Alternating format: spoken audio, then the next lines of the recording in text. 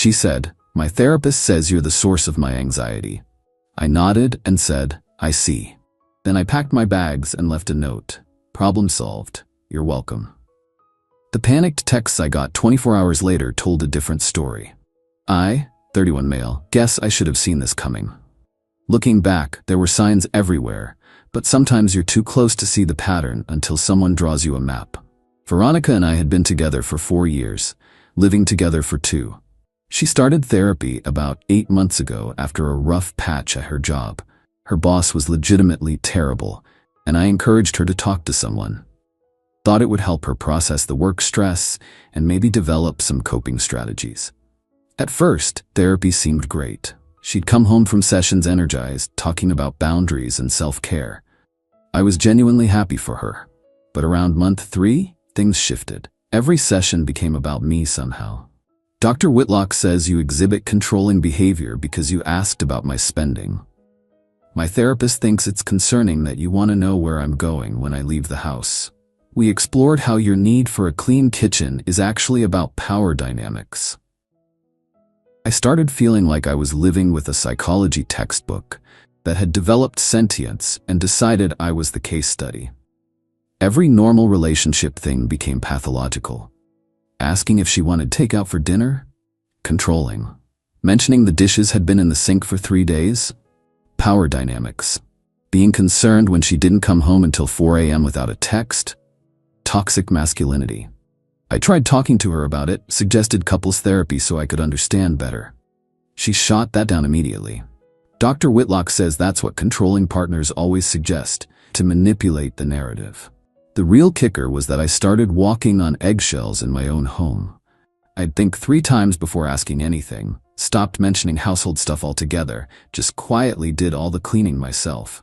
Started spending more time at my buddy Theo's place just to breathe. Then came Tuesday.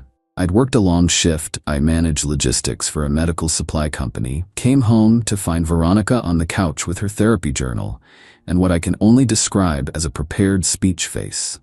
"Marcus, I need to share something important from today's session."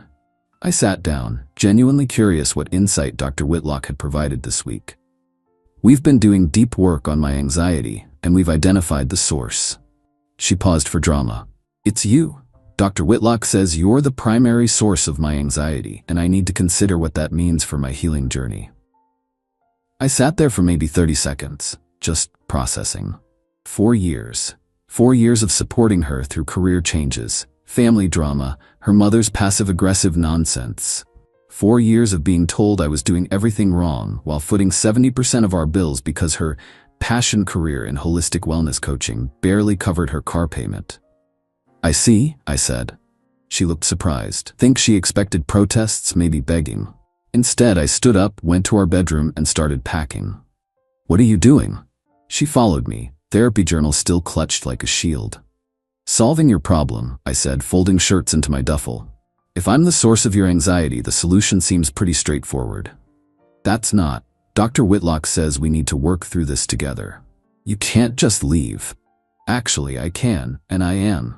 I grabbed my laptop, chargers, important documents from the filing cabinet. "I'll get the rest of my stuff later. The apartment's in your name anyway, so that's convenient." The panic started creeping into her voice. "Marcus, this is exactly the kind of dramatic reaction Dr. Whitlock warned me about. You're proving her point." I zipped up the bag. "Maybe. Or maybe I'm just tired of being someone's therapeutic punching bag. Either way, your anxiety source is removing himself from the equation." I left a note on the kitchen counter. "Problem solved. You're welcome. I'll stop by Saturday afternoon for the rest of my things. Please be out." Drove straight to Theo's place. He didn't ask questions, just handed me a beer and pointed to the spare room. "That's a real friend." The text started exactly 19 hours later. Update 1. Holy hell, you guys were right about the extinction burst thing. Though I guess this is more like a reality burst. So the text started Wednesday evening. First few were angry. "This is so immature. Dr. Whitlock was right about you. You can't just abandon me like this. This is emotional manipulation." Then around 10 p.m. the tone shifted. "Hey, can we talk? I may have miscommunicated what my therapist said. Please come home so we can discuss this. Marcus?" This is really unfair to just leave without talking. Thursday morning, 6 a.m., my phone starts blowing up. 15 missed calls. The texts got more urgent. The electricity bill is due and I don't know the password. Where did you put the router? The internet is down. I can't find the insurance cards. Marcus, please. Here's the thing. I handled all our household admin because she found it overwhelming.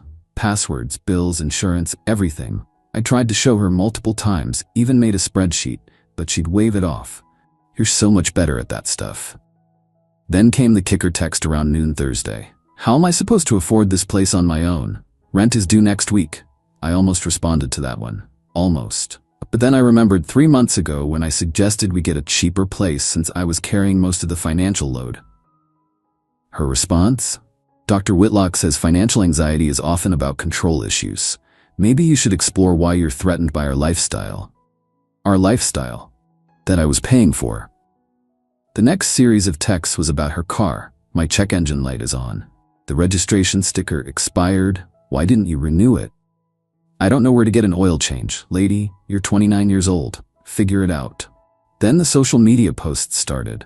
Nothing directly about me, just vague stuff about going through a challenging time, and when people show you who they are, believe them. And my personal favorite, surrounding myself with healing energy as I navigate this abandonment. Abandonment. I literally solved the problem she presented to me. Theo showed me her Instagram story where she's at some expensive smoothie place with her friend Janelle, caption reading, "Self-care isn't selfish." The same woman who was just texting me about not affording rent. But Friday was when it got really interesting. Her mom started calling, Patricia. I didn't answer, but she left voicemails. Apparently, Veronica called her crying about how I'd suddenly walked out with no warning and left her destitute. Patricia's voicemail. Marcus, I don't know what's gotten into you, but this is not how adults handle problems. Veronica is devastated. She's had to borrow money from me for groceries. Call her immediately. Groceries, right? Veronica had a fully stocked fridge when I left, plus the $400 of emergency cash she always kept in her jewelry box. But sure, she needed mommy's money for groceries 2 days later. Saturday came. I texted her that morning. I'll be there at 2 p.m. for my things. Please be out as agreed. Her response? I'll be here. We need to talk. I showed up with Theo in his truck.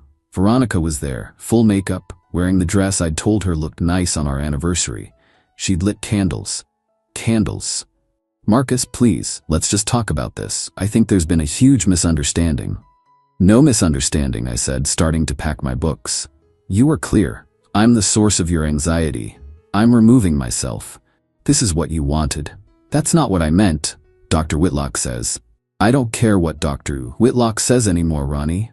I'm done being the villain in your therapy narrative. She followed me around the apartment as I packed, alternating between tears and anger. You can't just leave me like this. What about the bills? What about my anxiety? Your anxiety is your responsibility. As for the bills, they're all in your name, your apartment, your bills. But you know I can't afford this place alone. But then maybe you should have thought about that before deciding I was the source of all your problems. The mask slipped then. The tears stopped like someone turned off a faucet. You're really going to be this petty? Over one comment? One comment? Ronnie, I've been your therapeutic punching bag for 5 months. Every week, you come home with a new dysfunction Dr. Whitlock has diagnosed me with. I'm done. This is financial abuse, she screamed. You got me used to a certain lifestyle and now you're yanking it away. Theo snorted from where he was wrapping my gaming console. She whirled on him. This is none of your business. Just here to help move boxes, he said, but I caught his eye roll. As we were leaving with the last load, she grabbed my arm. Please, I'll tell Dr. Whitlock she was wrong. I'll switch therapists, whatever you want. What I want is to not be someone's anxiety source. Mission accomplished. We drove away with her standing in the doorway, no longer crying, just staring with this calculating look I'd never seen before. Or maybe I had and just ignored it. That was 6 hours ago. The texts have already started again, this time with a new angle. Update 2. Well, the extinction burst evolved into what I can only call a reality tornado. After Saturday's move out, the text shifted to a weird mix of love bombing and threats. I've been thinking about all the good times we had. Remember our trip to the coast? We were so happy. I found your old college sweatshirt. It still smells like you. Then an hour later, my friend is a lawyer. What you're doing is illegal abandonment. I have rights. We were basically common law married. You'll be hearing from my attorney. Fun fact, we don't live in a common law state. Also, her friend who's a lawyer is a paralegal who does real estate closings. But the real entertainment started Monday when I got a call from my boss. Veronica had called my workplace. Let that sink in. She called my workplace. Apparently, she told our HR department that she was my domestic partner and that I was having a mental health crisis. She was concerned and thought they should know I'd abandoned our home and was acting erratically. Fortunately, my boss knows me well. I've worked there for 6 years, never had an issue. He called me directly. Hey Marcus, just got a weird call from HR. Your ex-girlfriend apparently thinks you're having a breakdown. I explained the situation. He actually laughed. So she told you that you were her problem, and you solved it? That's the most Marcus thing I've ever heard. Is this going to be an issue with HR? Nah, I'll handle it. But maybe document everything in case she escalates. She escalated. Tuesday, I get a notification that I've been tagged in a Facebook post. I don't use Facebook much, but there it was. Veronica had written this long, rambling post about emotional manipulation and financial abuse and how her partner of 4 years had suddenly abandoned her, leaving her unable to pay rent or buy food. She didn't use my name, but she tagged me and several mutual friends. The comments were interesting. Most people were offering generic support, but a few people who actually knew us were less sympathetic. My favorite was from Brad, a guy we'd had dinner with a few times. Didn't you tell us last month that your therapist said Marcus was toxic and you needed to set boundaries? She deleted his comment within an hour. Then came Wednesday. Oh, Wednesday. I get a text from an unknown number with a screenshot of a Venmo request from Veronica for $1,847. The message, "Hi, this is Janelle. Ronnie asked me to send this since you blocked her. This is her half of the rent and utilities you owe. She says you know this is fair. Her half of the apartment I don't live in? That's solely in her name? That she told me I was making her anxious by existing in?" I didn't respond. Thursday, another unknown number. "This is Dr. Whitlock. I'm reaching out because Veronica has expressed concern about your recent behavior. While I can't discuss her treatment, I'd like to encourage you to seek support during this difficult time. Abandoning a partner suddenly can be a sign of deeper issues. I have some colleague referrals if you're interested." Her therapist contacted me. I screenshot everything and sent it to my buddy who actually is a lawyer. His response, "This is wildly unethical. Save everything. Do not respond." But Friday was the chef's kiss moment. Patricia, Veronica's mom, showed up at my workplace. Let me repeat that. Her mother came to my job. Security called me down to the lobby. There's Patricia, designer purse clutched to her chest, demanding to speak with me about the situation with her daughter. I went down mostly to prevent a scene. "Marcus, this has gone far enough. Veronica is distraught. She can't eat, can't sleep." "Patricia," she posted Instagram stories from 3 different restaurants this week. "She's trying to heal. You've traumatized her." I left when she said I was the source of her anxiety. How is that traumatic? You know she didn't mean it like that. Dr. Whitlock explained it was about working through issues together. Then maybe Dr. Whitlock should have been clearer. And maybe you should ask yourself why a 29-year-old woman needs her mother to confront her ex at his job. She's desperate. She can't afford that apartment. She'll have to move back home. And there it was, the real issue. Patricia didn't want her daughter moving back home. That sounds like a Veronica problem, not a Marcus problem. How can you be so cold? You loved her. I did, but I loved the person I thought she was, not the person who spent months making me the villain in her story. Security started hovering closer. Patricia noticed. "This isn't over," she hissed. "My daughter deserves better." "She absolutely does," I agreed. "She deserves someone who makes her less anxious, which is no longer me. Win-win." She stormed out, and security asked if I needed to file a report. I declined, but asked them to note the incident. That evening, the flying monkeys came out in full force. Texts from numbers I didn't recognize, all variations of, "You're heartless, she's falling apart, real men don't abandon their women, I hope you're happy destroying her life." But here's the interesting part. I also got some other messages from people I didn't expect. Veronica's cousin reached out, "Hey, just wanted you to know I don't blame you. She's been like this since we were kids. Nothing is ever her fault." A former coworker of hers saw her post. "Same thing happened when she left our company. Everyone else was toxic, nothing to do with her showing up late every day." Her college roommate, girl, went through 3 therapists in school until she found one who told her what she wanted to hear. "You lasted longer than most." Saturday morning, I woke up to 47 texts from various numbers. I didn't read them all, but the ones I saw were increasingly unhinged. Apparently, Veronica had spent Friday night rallying support, getting drunk with her enabling friends, and they'd decided to launch a campaign. Then, plot twist. Theo's girlfriend works at the same wellness center where Veronica does her coaching. She overheard Veronica on the phone with someone. "No. He has to come back. I can't afford." "No, Mom, I'm not moving home, because it's embarrassing. I'll figure something out. Maybe if I tell him I'm pregnant." What? It worked for Janelle. I've never been so grateful for a vasectomy in my life. But the real kicker came Saturday evening. Another unknown number, but this time with a different kind of message. Final update. So the unknown number on Saturday evening? It was Dr. Whitlock's supervisor at the clinic. Turns out that Veronica's therapist contacting me directly was a huge ethical violation. When I didn't respond to her message, Dr. Whitlock apparently panicked and tried to cover her tracks by claiming she was concerned about a potential domestic violence situation. The supervisor was very professional, but clearly pissed. "We're investigating a complaint about inappropriate contact. Can you confirm whether Dr. Whitlock reached out to you regarding a current or former patient?" I sent them the screenshot of her text. They thanked me and said they'd be in touch if they needed anything else. Monday, Veronica's texts took a panicked turn. "What did you do? Dr. Whitlock is in trouble because of you. She was just trying to help. You've ruined everything again."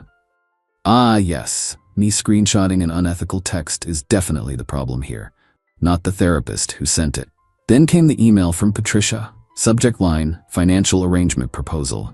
She actually itemized what they felt I owed Veronica. 3 months rent to give her time to adjust, $5,700. Emotional distress compensation, $3,000. Therapy costs, since she'd need to find a new therapist, $2,000. Lifestyle adjustment support, $5,000. Grand total, $15,700. The email ended with, "We believe this is more than fair, considering the circumstances. Payment plan can be discussed." I forwarded it to my lawyer friend. His response, "LMAO. Please tell me you're going to frame this." Tuesday brought news from the wellness center. According to Theo's girlfriend, Veronica had been let go from her part-time coaching position. Apparently, calling your ex's workplace and having your mother show up there doesn't reflect well on a wellness professional. The Facebook post had also backfired spectacularly. More people who knew her started sharing their own stories in private messages to me. She did the same thing to Trevor in 2019. Said he was toxic, he left, she tried to destroy his life. I was her friend for years until I set a boundary about lending her money. Suddenly I was triggering her trauma. She owes me $800 from 2021, blocked me when I asked for it back. But the real karma came Thursday. Remember that apartment she couldn't afford? The one I was financially abusing her by not paying for? Well, Veronica had a brilliant solution. She posted on Facebook looking for a roommate. Seeking conscious, mindful individual to share beautiful space. Must respect healing journey and therapeutic process. No toxic energy. She found someone. Melody, a 23-year-old who just graduated and was excited about living with a wellness coach. Melody lasted exactly 5 days. She reached out to me through Instagram. Guess my name came up in the apartment. Her message, "Hey, I know this is weird, but did you used to date Veronica? I just need to know if I'm crazy or if she's really like this with everyone." We had coffee. Melody's stories were wild. Veronica had a house meeting on day 1 to discuss Melody's energy and how it was affecting her anxiety. Melody wasn't allowed to cook certain foods because the smells were triggering. She was asked to not use the living room between 6 to 8 p.m. because that was Veronica's integration time after therapy. Veronica tried to charge her extra for emotional labor when Melody asked where the recycling bin was. The kicker, Veronica had told the landlord that her partner would be handling rent like always. When it didn't appear, she tried to blame me. The landlord called me. I was still on the old lease as an emergency contact, confused about why I'd be paying rent for an apartment I didn't live in. I clarified the situation. He was not pleased with Veronica. Melody moved out and stayed with a friend. The landlord started eviction proceedings. Last I heard, through the grapevine, Veronica had to move back in with Patricia. Dr. Whitlock lost her license to practice. Veronica is trying to become a life coach. Since wellness coaching didn't work out, she's dating someone new. My condolences to that poor bastard. Patricia is still emailing me monthly asking for money. As for me, I'm doing great. Got a promotion at work. Turns out being less stressed makes you more productive. Who knew? Started actual therapy with an actual professional who's never once suggested that my existence is someone else's problem. Even started dating someone who thinks asking about their day is caring, not controlling. Theo summed it up best last week. Bro, she really told you that you were her problem, and you just agreed and left. And it broke her brain because you were supposed to fight for the relationship so she could keep being the victim. Yup. Sometimes the best response to someone telling you you're their problem is to simply remove yourself from the equation. Problem solved. Oh, and for everyone asking, yes, I kept the screenshots. Yes, I documented everything. No, I never responded to any of them after leaving.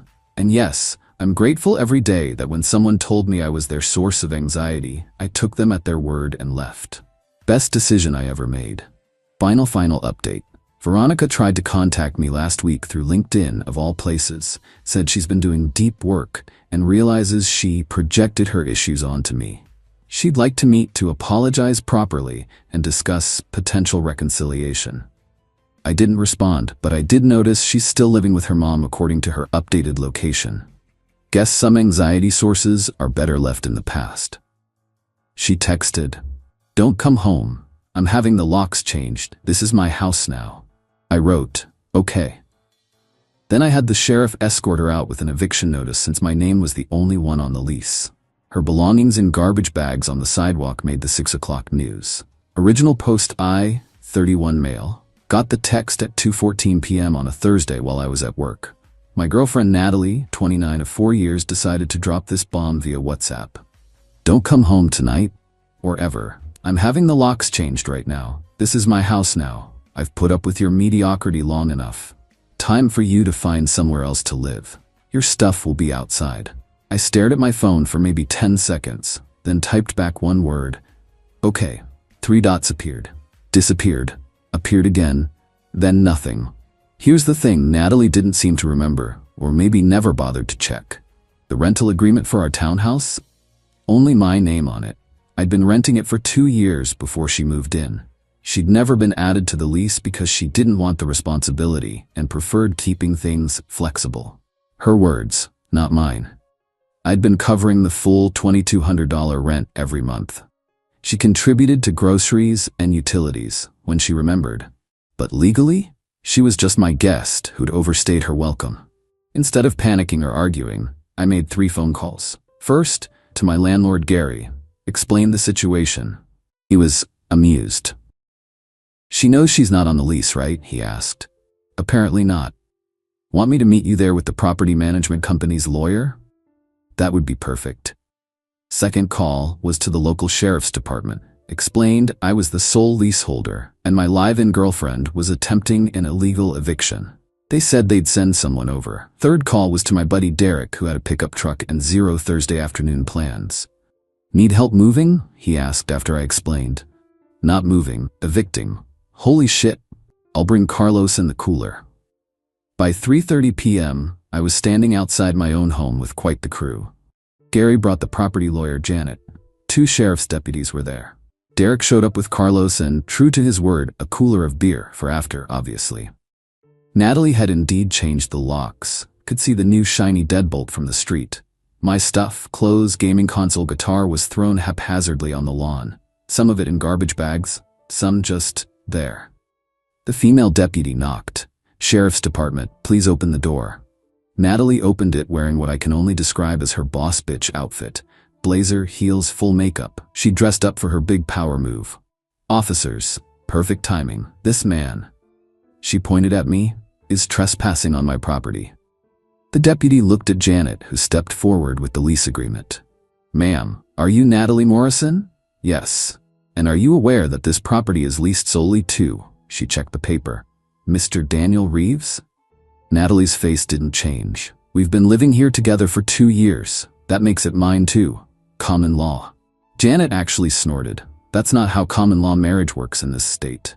And even if it was, that wouldn't give you property rights to someone else's lease." "Ma'am," the male deputy chimed in, "we need to see your lease agreement or proof of residency rights." "I don't need papers, I live here. My stuff is inside." "That makes you a month-to-month tenant at best," Janet said. "And Mr. Reeves, as the leaseholder, has given you verbal notice to vacate. Right, Daniel?" "Right," I said. "Natalie, you have 30 days to find a new place." Her face went red, then purple. "You can't do this." "Actually," the female deputy said, "he can. Ma'am, you need to let him into his home and restore access. The locksmith you hired acted on false pretenses." "I'm not letting him in. This is my home." Gary stepped forward. "As the property owner's representative, I'm informing you that you're currently trespassing. Mr. Reeves is our legal tenant. You are not." The realization was starting to hit her. She looked at all of us, then at her phone, probably considering calling someone. Her mom? Her sister? That lawyer friend she always bragged about who turned out to just be a paralegal? "You need to leave the property now, ma'am," the deputy said. "You can arrange with Mr. Reeves to collect your belongings at a later date." "My belongings? Everything in there is mine. I decorated this place. I made it a home." "The furniture I bought?" I asked calmly. "The TV I bought? The kitchen appliances I bought? We bought those together." "Have any receipts with your name on them?" Janet asked sweetly. Silence. "Ma'am, step outside, please," the deputy said more firmly. Natalie stepped out, wobbling a bit in her power heels. "This is illegal. I'll sue. You'll have 30 days to vacate," I said. "But since you've already indicated you don't want to live with me and change the locks, I assume you'll be leaving immediately?" She stared at me with pure hatred. "You planned this." "No, Natalie, you texted me saying this was your house and to never come back. I just reminded everyone whose name is actually on the lease." Derek and Carlos had been quietly picking up my stuff from the lawn, sorting it, checking for damage. Gary called his locksmith to come restore the original locks. "Where am I supposed to go?" she demanded. "Not my problem. You should have thought about that before trying to illegally evict me from my own home." The next 2 hours were intense. Update 1, the locksmith showed up within 45 minutes. While he worked, Natalie stood on the lawn making phone calls. Lots of crying, lots of "can you believe what he's doing to me?" Nobody seemed to be offering immediate shelter though. Once the locks were fixed, the deputies made it clear she could enter with my supervision to get essentials for the night. Clothes, toiletries, medications. That's it. "I need my furniture." "What furniture?" I asked. "The bedroom set. The one I bought from Ashley Furniture. Have the receipt on my email. Want to see?" She tried claiming the couch, the dining table, the desk. Each time I had receipts. Digital records are beautiful things. The only thing she could definitively prove was hers. The hideous abstract art her sister made in a meditation cushion set. Janet documented everything on her phone. The deputy stood by while she grabbed 2 suitcases worth of clothes and essentials. She tried to take the coffee maker. "That's mine," I said. "We used it together.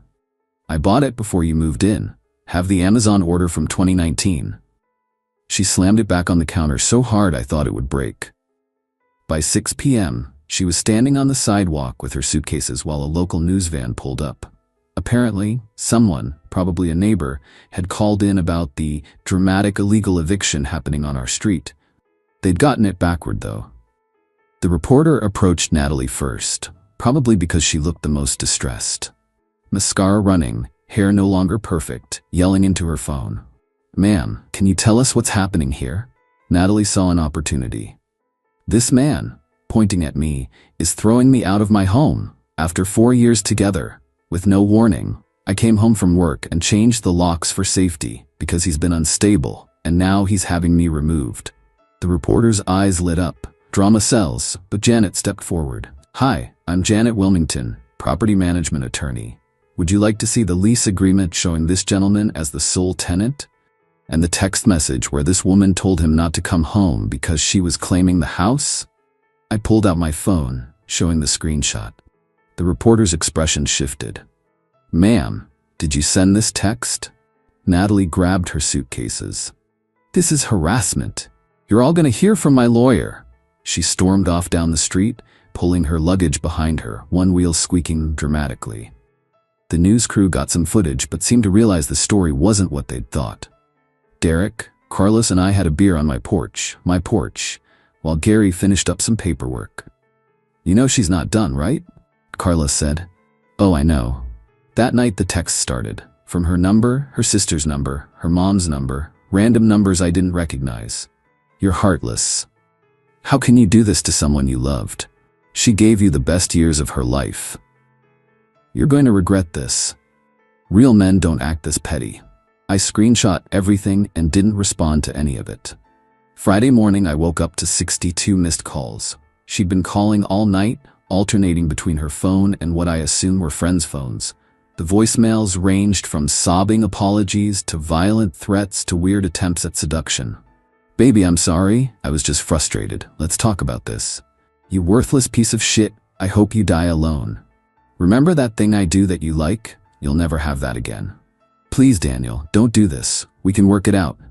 I'm going to destroy your life. Around noon, she showed up with a U-Haul and 4 people. Her sister Elena, her mom Patricia, and 2 guys I didn't recognize. Muscle, probably. I was ready. Derek was there, Carlos was there. And I'd asked the sheriff's department for a civil standby, so Deputy Melissa was back. She can get her things, I told the deputy, but I'm documenting everything that leaves. Patricia marched up to me. How dare you? After everything she's done for you. Like what, Patricia? Name one thing. She made you a better person. You were nothing before her. I had the same job, same friends, and same rental house before her. What exactly did she improve? Elena jumped in. She loved you. Doesn't that count for anything? She tried to steal my home yesterday. That's not love, that's entitlement. Natalie wouldn't look at me. She directed her muscle guys to start grabbing furniture. That's mine, I said, pointing to the coffee table they were lifting. Prove it, one of them said. I pulled up the Wayfair receipt on my phone. They put it down. This went on for 3 hours. Every single item we had to verify ownership. The TV? Mine. The soundbar? Mine. The kitchen table? Mine. The area rug she loved so much? Mine. Bought it on clearance at Target before I'd even met her. Her pile of actual belongings was pathetically small. Some books, that ugly art, her meditation stuff, her clothes, a few kitchen gadgets her mom had given her, some plants, though we argued about the pots, I'd bought those too. The best moment was when she tried to take the air fryer. That was a birthday gift to me, she claimed. You gave me a card that said, I owe you 1 air fryer, I reminded her.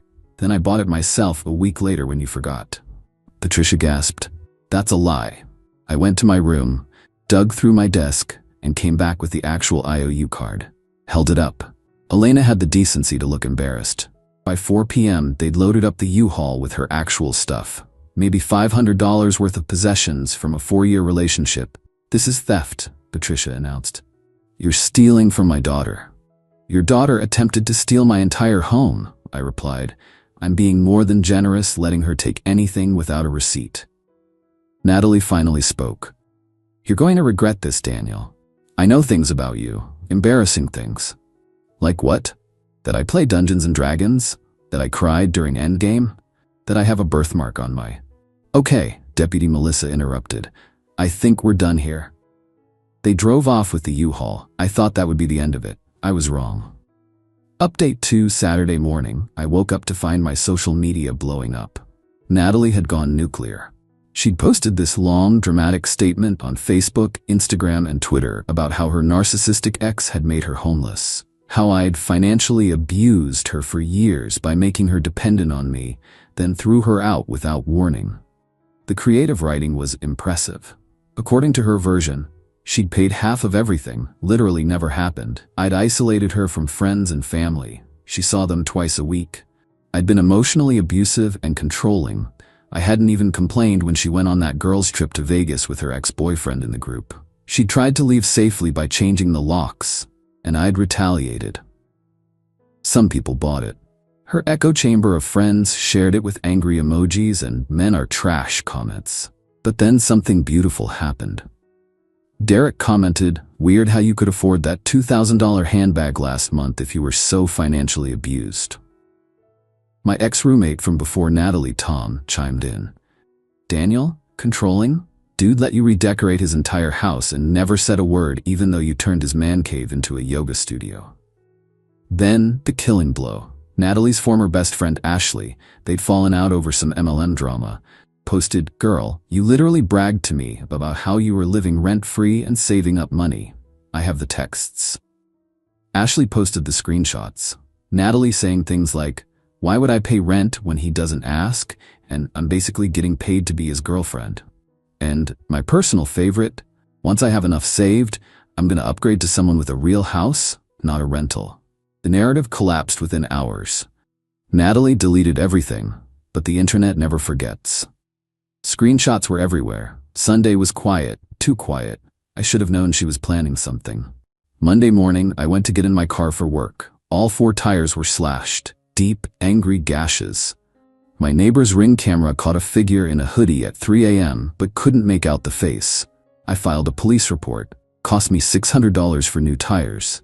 Tuesday, my boss called me into his office. Someone had sent an anonymous email to the entire company saying I was a domestic abuser, and they should be aware they employed someone dangerous to women. IT traced it to a VPN, but we all knew who it was. My boss, thankfully, knew me well. "Just wanted to give you a heads up. We're not taking this seriously, but you might want to get a lawyer." Wednesday, the real estate agent called. Oh yeah, Natalie had contacted the property management company pretending to be me, trying to break the lease. When that didn't work, they require in-person signatures. She'd left dozens of fake reviews online about Gary's company, claiming they enabled domestic violence. Gary was pissed. "I'm filing a defamation suit. This is affecting my business." Thursday was the peak crazy. I came home to find the police at my door. "Mr. Reeves, we received a report that you're holding stolen property belonging to Ms. Morrison." "What property?" She provided a list. The officer showed me 3 pages of items, including things like emotional support jewelry and sentimental kitchen equipment. I invited them in. "Officers, I have receipts for everything I own. Would you like to see them?" I'd organized everything into a folder after the U-Haul incident. Every single receipt. They looked through it, looked around the house, and shook their heads. "Sir, has Ms. Morrison been harassing you?" Here's the folder of screenshots, the /tires report, and the fake email to my employer. They took notes. One of them muttered, "This is the 3rd false report she's made this week." Turns out she'd also claimed I'd stolen her car. She didn't have one, and her laptop. She'd sold it 2 months ago. I had the Facebook Marketplace conversation where she bragged about it. Friday night, exactly 1 week after lock change day, Patricia called me. "Daniel, we need to talk." "No, we don't. Natalie is. She's not well. She's been staying with us, and the things she's saying don't make sense. She told us you stole her inheritance, but her grandfather is still alive. She said you've been hacking her bank accounts, but she never had any money saved." What really happened? I gave her the short version. The text, the attempted theft of my home, the harassment since. Long silence. "She needs help," Patricia finally said. "That's not my problem anymore. She's saying she's going to make you pay. Something about your workplace, your reputation. I'm worried she'll do something stupid." Already did. Slashed my tires, emailed my work, filed false police reports. It's all documented. "Oh my God." Patricia sounded genuinely shocked. I didn't raise her to be this way. Maybe you should have asked for her side of the story before showing up with a U-Haul and calling me heartless." She hung up. Final update. It's been a month now since the Great Lock Change fiasco. Here's where everyone ended up. The escalation continued for another week after Patricia's call.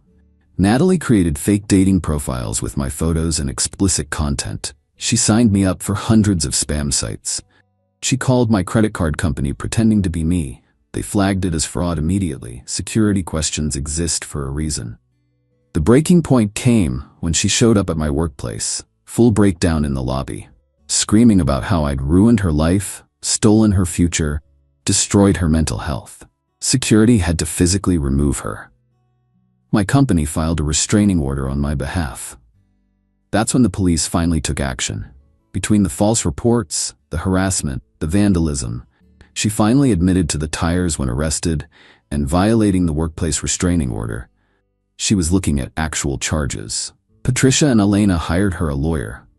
The lawyer took one look at the evidence, the screenshots, the security footage, the paper trail of receipts, the false police reports, and convinced her to take a plea deal. 6 months probation, mandatory therapy, no contact order, and she had to pay restitution for the tires.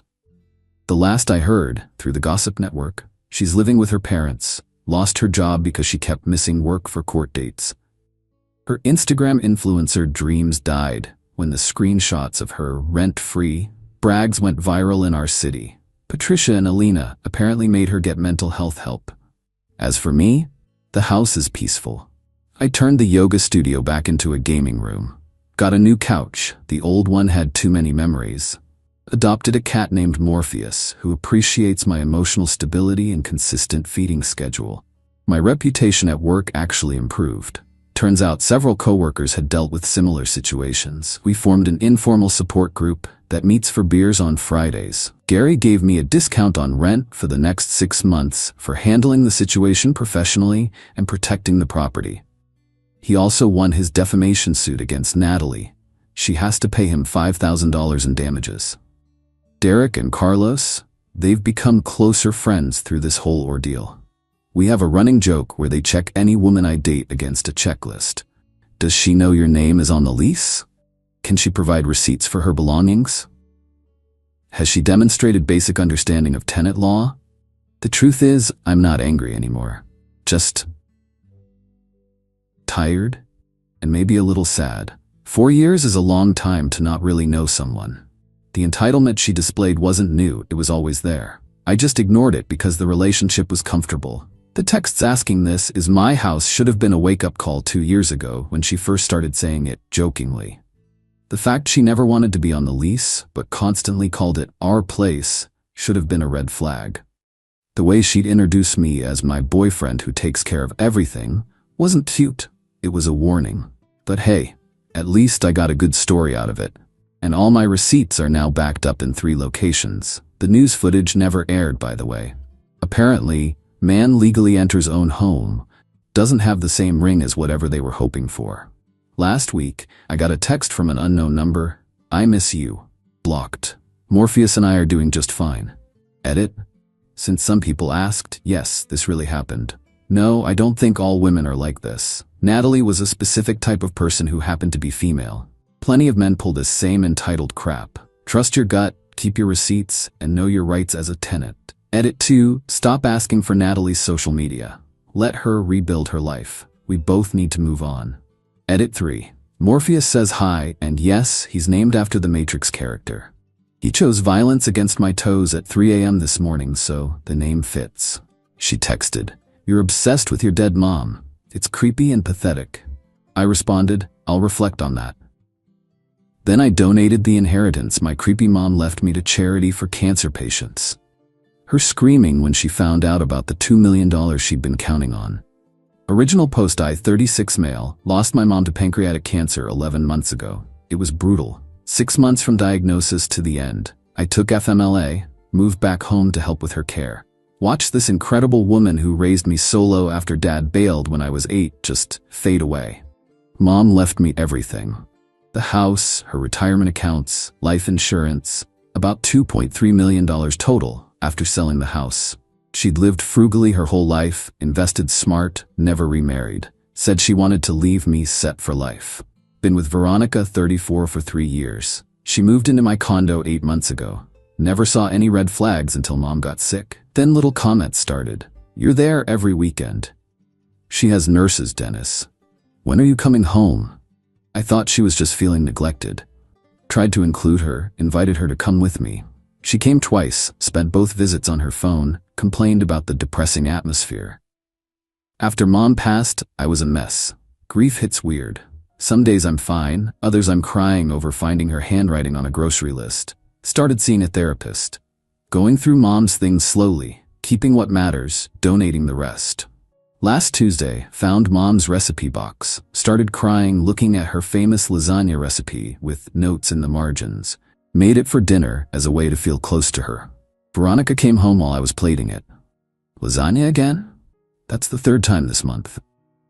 It's Mom's recipe. It helps me feel connected to her. She rolled her eyes, actually rolled them. Dennis, this is getting weird. You're literally obsessed with your dead mother. It's creepy and pathetic. I just stared at her. What did you just say? You heard me. It's been almost a year. Normal people move on. You're acting like Norman Bates or something, going through her clothes, cooking her food, crying over random stuff. It's not healthy. She was my only parent, the only family I had left. Had, past tense. She's gone. And honestly, thank God I won't have to deal with a monster-in-law. But this shrine you're building to her, it needs to stop. You need to focus on the living, on us, our future. My brain just stopped, like a record scratch moment. Our future? Her whole demeanor shifted, softer. Yes, baby. We could do so much with that inheritance. Buy a house, travel, invest in my boutique idea. Your mom would want you to be happy, to move forward. There it was, the real reason. Not concern for my mental health, money. I'll reflect on that, I said quietly. She smiled, kissed my cheek. Good. Maybe we can look at houses this weekend? Something in Westfield? Maybe. She went to shower. I sat at the kitchen table, staring at Mom's lasagna, thinking. Remembering things. How Veronica perked up when the lawyer mentioned the inheritance amount. How she started talking about our plans for the money. How she'd been pushing me to get over it since the day after the funeral. Made a phone call that night after she went to bed. Update 1. Been a week since the lasagna incident. Did a lot of thinking and planning. See, here's what I realized. Veronica never once asked how I was doing after Mom died. Never held me while I cried. Never offered to help go through things or share memories. Just kept pushing me to move on and making comments about the money. Remember I mentioned Mom left me set for life? She also left me something else. A letter. Only opened it last week. Part of it said, Dennis, my sweet boy, I know you'll grieve hard. That's okay. Take your time. But be careful who you let close during this vulnerable time. People show their true colors when money's involved. Your father certainly did. Trust your gut. Love, Mom. Even from beyond, she was looking out for me. So Thursday, I met with an estate attorney. Different one from who handled Mom's will. Explained the situation. He suggested some options. I picked the nuclear one. Set up a charitable trust, irrevocable, meaning once the money goes in, it can't come back out to me. Ever. The Cancer Research Foundation would get $1 million.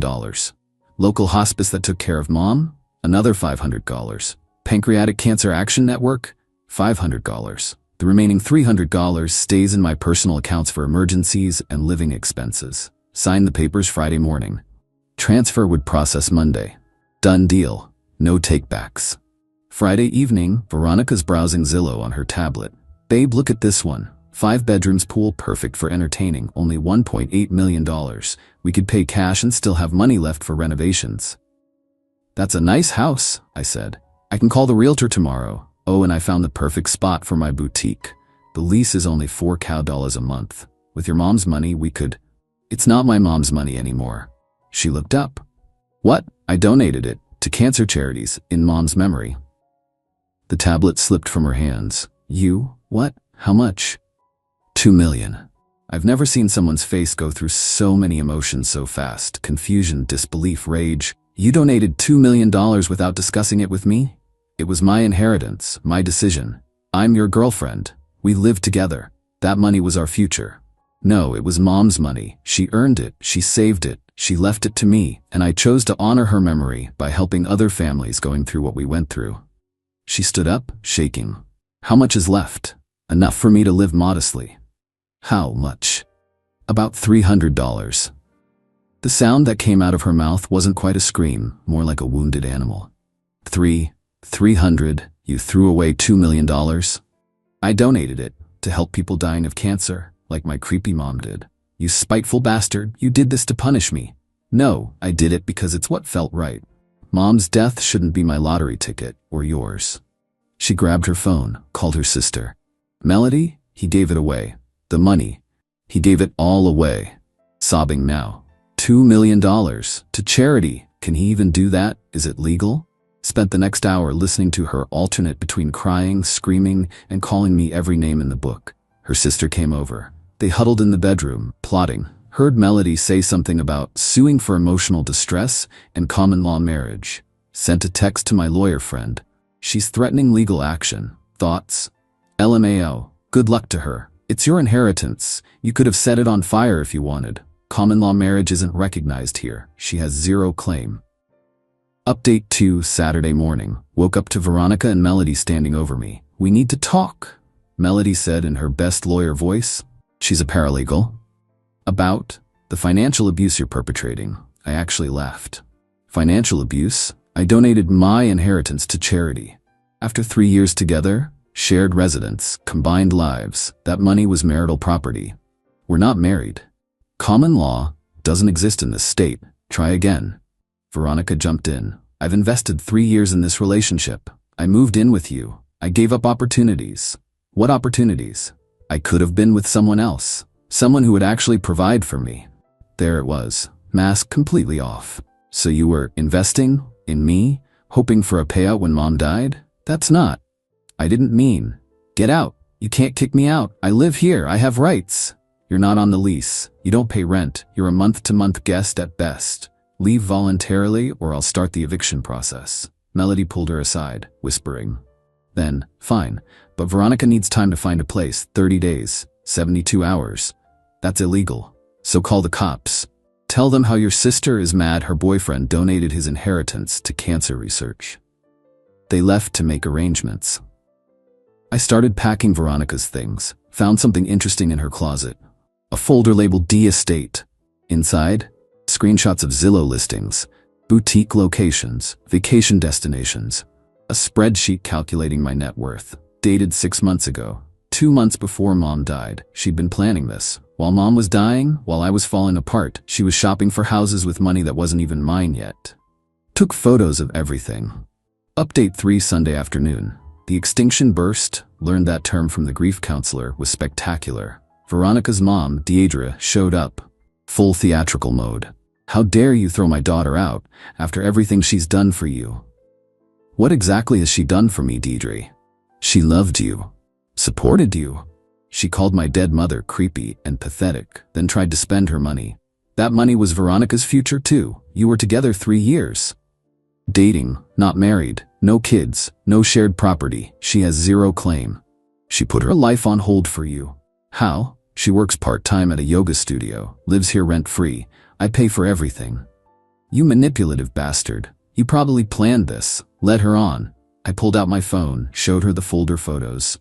Veronica was planning to spend my inheritance 6 months ago, while my mom was dying. Deidre's face went pale. She was just dreaming.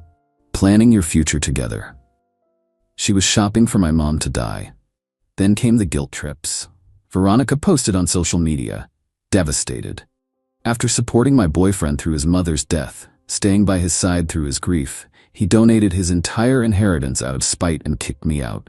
3 years together meant nothing. Now I'm homeless because I told him he needed therapy for his unhealthy obsession with his deceased mother. This is what happens when you try to help someone heal. Abused, narcissistic abuse, financial abuse. The comments were split, her friends rallying.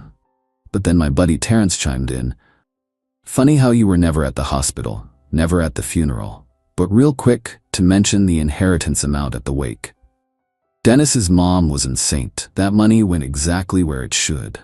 Her post got deleted an hour later.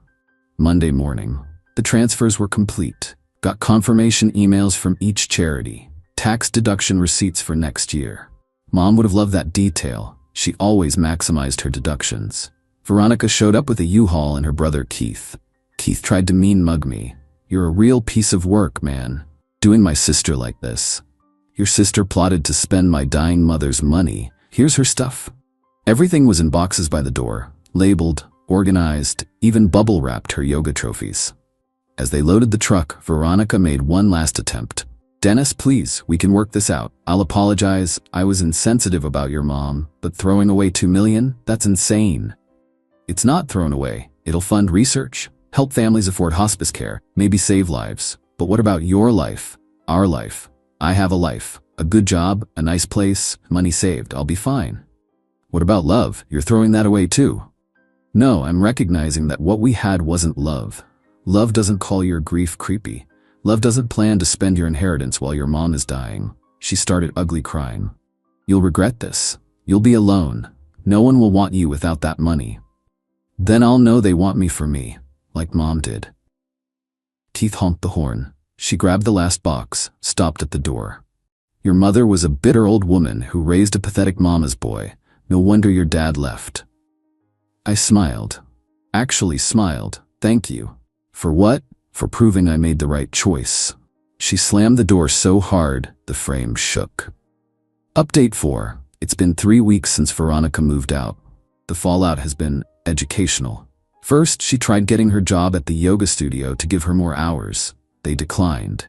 Turns out showing up whenever you feel like it for 3 years because your boyfriend pays your bills doesn't make you Employee of the Month material. Then she tried the dating apps. Her friend Ainsley, who still talks to Terrence's girlfriend, reported that Veronica's been going on dates, casually mentioning her trauma about her financially abusive ex who stole her inheritance. 3 guys have ghosted her mid-dinner when she started talking about their future investments. But the real entertainment came from an unexpected source. Got a LinkedIn message from a dude named Bradley. "Hey man, weird question. Did you date Veronica Marsh? She mentioned you on our date, said you donated a huge inheritance to charity out of spite. Bro, if that's true, you're my hero. She asked me about my portfolio before appetizers came. Before appetizers." I responded, "It's true. And yeah, she does that." He wrote back, "Legend. Sending this to my group chat. These gold diggers need to know we're onto them." Apparently, Bradley screenshotted our convo with my permission and posted it in some local dating group. Veronica became a meme. Someone made a TikTok. POV, you're on a date and she asks about your mom's life insurance policy. It got 100K views. Then came the twist I didn't see coming. One of the charities I donated to reached out. They wanted to create a memorial fund in mom's name. Would I be interested in being involved? Speaking at events? Helping other families navigate end-of-life care? I said yes. First event was last weekend. Small gathering, 20 families dealing with pancreatic cancer diagnoses. I talked about mom, her strength, her humor even in hospice, how she made me promise to do something useful with her money. After, a woman named Grace came up. Her dad was just diagnosed, same stage mom was. "Your donation is paying for his treatment, the experimental therapy. Insurance wouldn't cover it. You gave us hope." I cried, like ugly cried, right there in front of everyone. Grace hugged me. "Your mom raised a good man. She did her best with what she had. Seems like she had everything that mattered." Meanwhile, according to the grapevine, Veronica's living with her mom. Working full-time now, the horror. Dating some crypto guy who promises he's about to moon. Still telling people I'm abusive.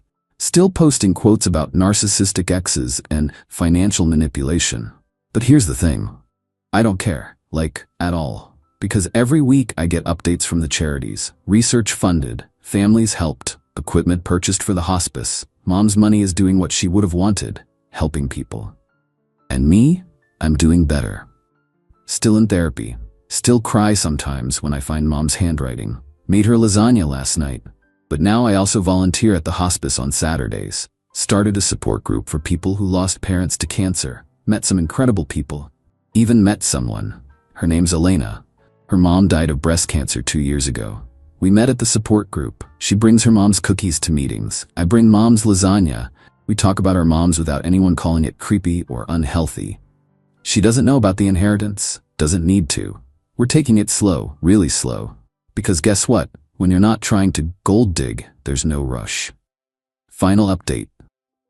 6 months later, need to close this chapter because life's moving forward, and I finally feel ready to let this go. The universe has a sense of humor. Remember the crypto boyfriend? He convinced Veronica to invest her savings in some coin that was guaranteed to explode. It exploded all right, went to zero. She lost everything she'd saved from working. How do I know? Because she actually had the audacity to text me from her friend's phone. Dennis, I know things ended badly, but I'm in a really tough spot. Could you help? Even just a small loan? For old time's sake? I donated $100 to the cancer fund in her name, sent her the receipt with a note. Hope this helps someone who needs it. She sent back a voice message that was just screaming. Beautiful. Her mom, Deidre, called next, trying to guilt me. She's struggling. You have money. How can you be so heartless? The same way Veronica was heartless when she called my dying mother creepy. Goodbye, Deidre. But here's the real update. The memorial fund in Mom's name has raised an additional $500 from other donors. We've helped 47 families so far, funded 2 promising research studies. The hospice named a room after her, the Margaret Dennis Comfort Suite. I spoke at another event last month, told the whole story, the inheritance, the donation, even Veronica, though not by name. The room was silent, then standing ovation.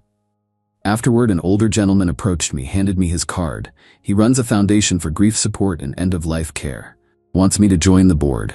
Your story resonates, he said. Loss, betrayal, choosing purpose over pettiness. That's powerful. I start next month. It's a volunteer position, but it feels right. Elena and I are still together, still taking it slow. She was there when I cleaned out the last of Mom's things. Found Mom's wedding ring from Dad. The one she never wore, but never sold either. Complicated feelings about that one, I told Elena. Family always is, she said, holding my hand. She helped me decide what to do with it. We donated it to an auction for the cancer fund. It sold for $3,200. Felt like closing a circle. Last week was the anniversary of Mom's death. Elena came with me to the cemetery. We brought lasagna and ate it right there on a bench, telling Mom's stories. She laughed when I told her about Veronica's reaction to the donation. Your mom would have loved that, Elena said. The charity getting the money instead of that gold digger. You think? Oh, absolutely. From what you've told me, your mom had a wicked sense of humor. She did. She really did. As for Veronica, last I heard she moved to another city. Fresh start, according to Ainsley. Still posting about financial abuse and narcissistic exes, but also posting about manifesting abundance and attracting wealth. Good luck with that. I kept one thing from this whole mess, that folder Veronica made with all her plans for Mom's money. Sometimes when I'm having a bad day, I look at it and laugh. All those houses she'd never live in, vacations she'd never take, the boutique that'll never exist. Then I look at the photos from the Cancer Fund events. The families helped, the research funded, the thank you letters from patients who got experimental treatments covered. I made the right choice. Mom's money is doing what money should do, helping people who need it.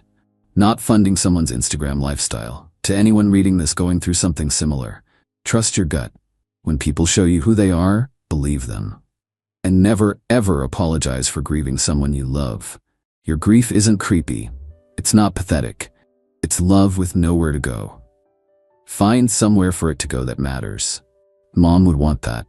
And Veronica, if you're reading this, and I know you still cyberstalk me, that crypto boyfriend you dumped after he went broke? He just inherited his uncle's plumbing business. Worth about $2 million. But you didn't know that when you left him, did you? Karma's beautiful sometimes. I'm done here. Time to live the life Mom wanted for me. One where I'm valued for who I am, not what I inherited. Thanks for reading. Hug your moms if you got 'em. Dennis P.S. The lasagna recipe? I'm having it printed in a cookbook the Cancer Fund is publishing. All proceeds go to patient support. Mom's recipe is the first one in the book. It's called Margaret's Last Gift Lasagna. She would have loved that too.